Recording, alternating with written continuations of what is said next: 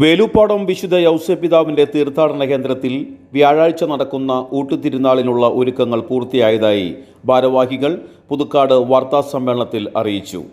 രാവിലെ 6:30 വിശുദ്ധ കുർബാന, ഊട്ടാശീർവാദം എന്നിവ നടക്കും. ഫാദർ ജോ പാച്ചേരിൽ കാർമ്മികനാകും. 8:30 നടക്കുന്ന വിശുദ്ധ കുർബാനയ്ക്ക് ഫാദർ ദേവസ്യ കാനാട്ട് കാർമ്മികത്വം വഹിക്കും. 10:30 നടക്കുന്ന തിരുനാൾ പാട്ടുകുർബാനയ്ക്ക് തൃശൂർ അതിരൂപത വികാരി ജനറൽ മോൺസിഞ്ഞോർ ജോസ് കോനിക്കര കാർമ്മികനാകും. ഫാദർ ആൻഡു ആലപ്പാടൻ തിരുനാൾ സന്ദേശം നൽകും. ഉച്ചയ്ക്ക് 1:30 നടക്കുന്ന വിശുദ്ധ കുർബാനയ്ക്ക് ഫാദർ ഡേവിസ് ചക്കാലക്കലും, ഉച്ചതിരിഞ്ഞ് 3 നടക്കുന്ന വിശുദ്ധ കുർബാനയ്ക്ക് ഫാദർ ജെയ്സൺ പുന്നശ്ശേരിയും, വൈകിട്ട് 5 നടക്കുന്ന വിശുദ്ധ കുർബാനയ്ക്ക് ഫാദർ പ്രിജോ വടക്കേത്തലയും കാർമ്മികരാകും. ഈ മാസം 22 8-ഇട ചടങ്ങുകൾ നടക്കും.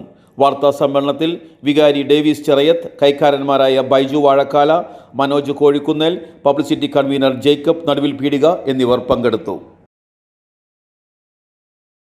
വേലൂപ്പാടം 54ാമത് ഊട്ടുതിരുനാൾ കൊടിയേറി. ഇന്നും നാളെയുമായിട്ടാണ് ഓഗസ്റ്റ് 14, 15 തീയതികളായിട്ടാണ് ഊട്ടുതിരുനാൾ ആഘോഷിക്കുന്നത്. ഈ ഊട്ടുതിരുനാളിന്റെ പ്രധാന സവിശേഷത രാവിലെ 6 മണി മുതൽ വൈകിട്ട് 6 മണി വരെയും പള്ളിയിൽ തിരുക്കർമ്മങ്ങളുണ്ട്.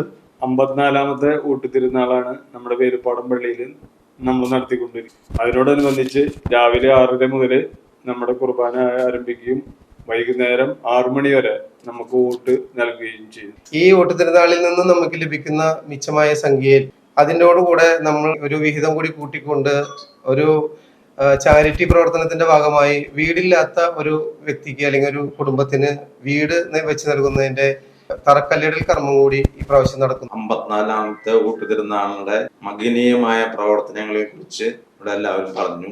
തിരുനാളിലേക്ക് എല്ലാവരെയും സ്വാഗതം ചെയ്യുന്നു.